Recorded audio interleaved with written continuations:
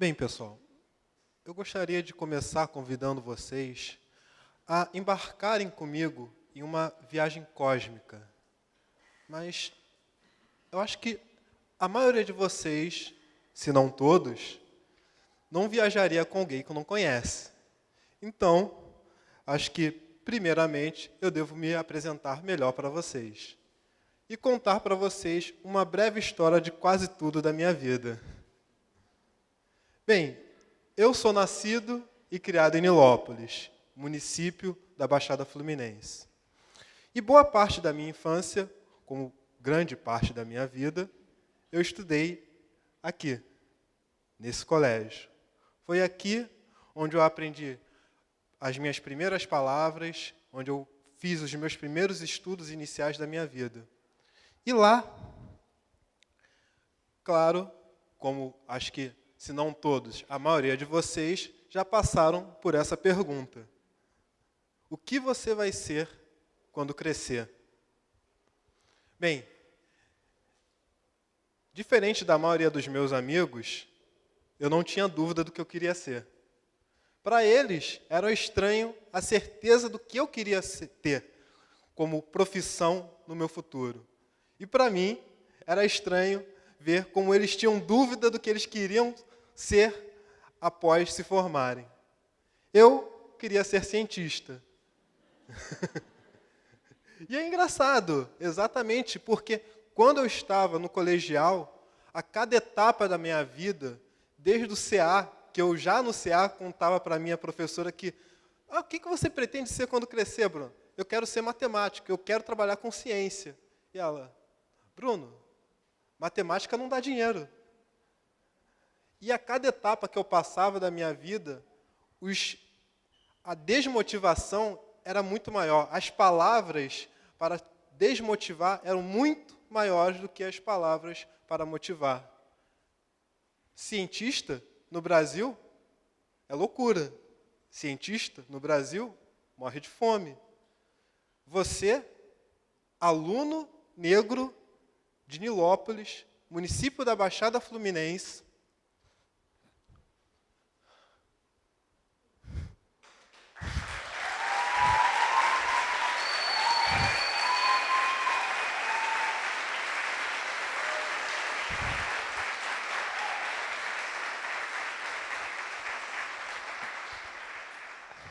obrigado.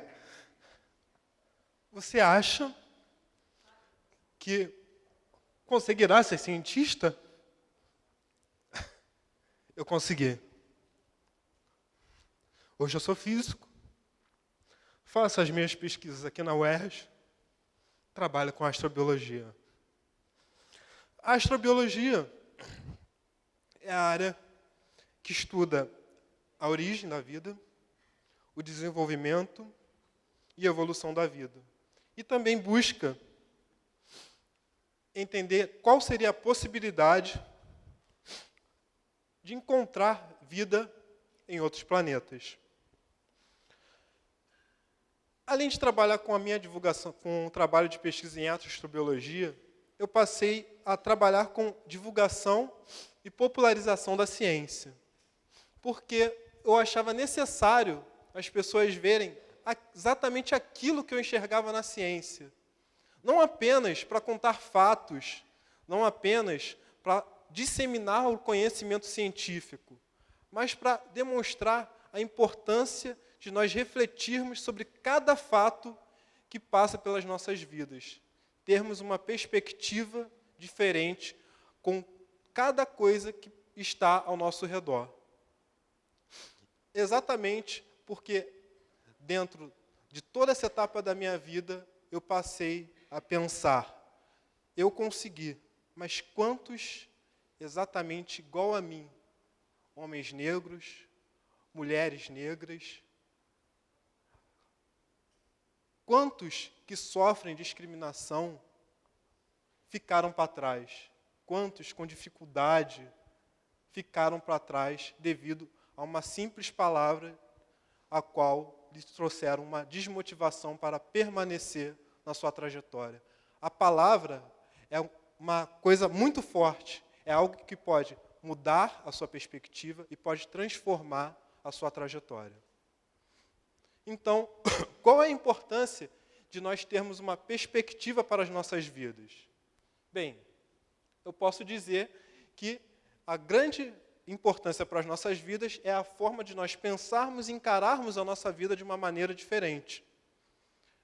Bem, eu não faço divulgação científica para poder transformar todas as pessoas em cientistas. A minha ideia de trabalhar com divulgação científica, principalmente trabalho de alfabetização científica, está na questão de você despertar a curiosidade nas pessoas. Não apenas isso, você continuar mantendo uma motivação sobre questões científicas. E por que isso é importante? Bem, você não precisa ser cientista para você conversar e gostar de ciência e falar sobre isso com seus amigos.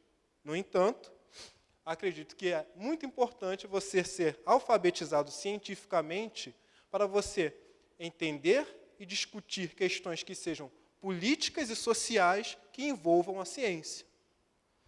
E por que essas pessoas que são alfabetizadas cientificamente são diferentes da maioria das pessoas?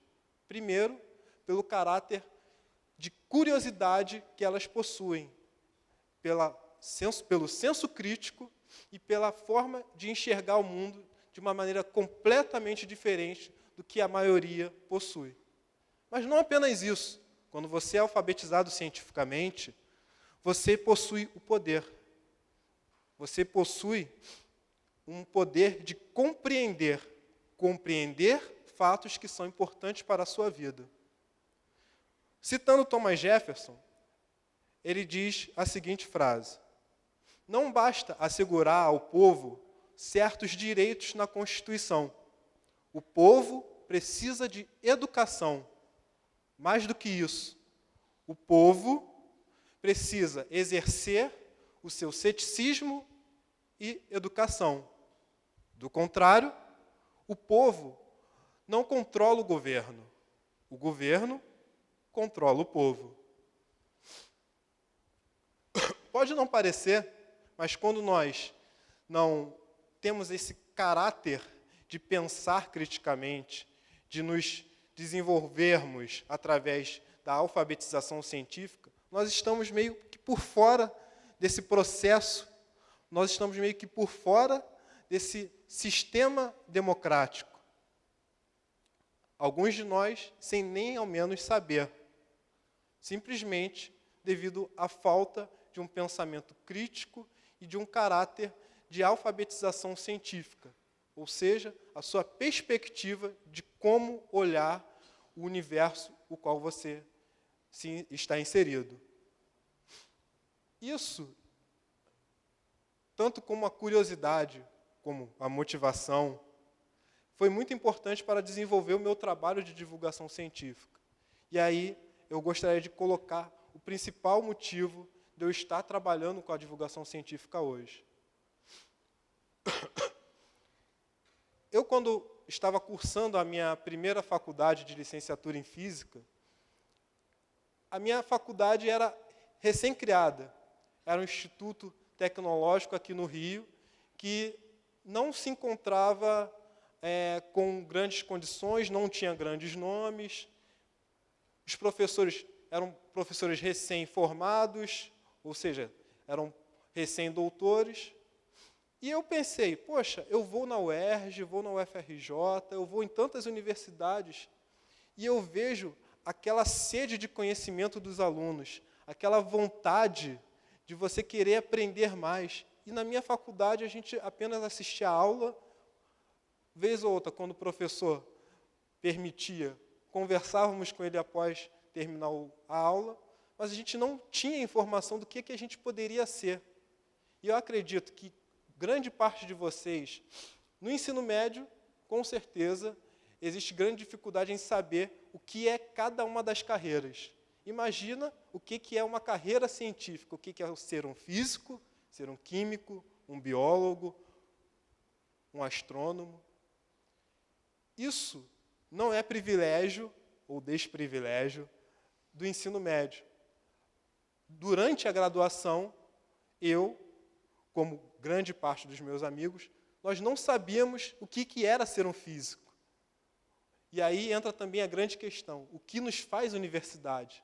A gente não sabe, quando entra na universidade, o que nós podemos ser além daquilo que nos foi colocado inicialmente. Você vai ser um físico, você vai ser uma administradora, mas o que está além disso? Por isso, eu comecei a pensar, vou formar a minha primeira semana acadêmica, pois aqui nunca teve semana acadêmica, e eu vi em várias universidades isso. O problema é que eu fui tentar ser ousado. Eu pensei, vou tentar convidar um físico que é muito famoso, que talvez vocês conheçam, o professor Marcelo Gleiser, e vou chamar para participar da nossa primeira semana de física. Mas quem em sã consciência acharia que um garoto de Nilópolis, sem condições financeiras, numa faculdade recém-criada, receberia a resposta do professor Marcelo Gleiser? Ele não apenas respondeu depois de 2 dias, como ele falou que aceitaria e participaria do evento. Eu, muito emocionado, fui falar com o meu coordenador. Professor, olha só, eu consegui a resposta do professor Marcelo Gleiser, ele irá palestrar e a gente pode fazer a nossa primeira semana de física. Vai ser um grande evento e acho que vai motivar os alunos a prosseguir com essa carreira. E ele falou para mim, Bruno, você como aluno de graduação, você não tem o direito de fazer uma semana acadêmica de física. Você como aluno de graduação, você não tem o direito de conversar com o professor doutor. Caso você queira, eu como doutor posso conversar e aí de doutor para doutor pensarmos em acertar. Até porque você como aluno de graduação, quem é que viria ao seu evento? Bem, a sua amiga, que está aí ao seu lado, tem um professor aqui ouvindo a nossa conversa, de repente ele participa, e como eu sou coordenador do curso, eu sou obrigado a participar. Então a gente teria aí por volta de umas 6 pessoas. Bem, o evento não aconteceu lá na minha instituição.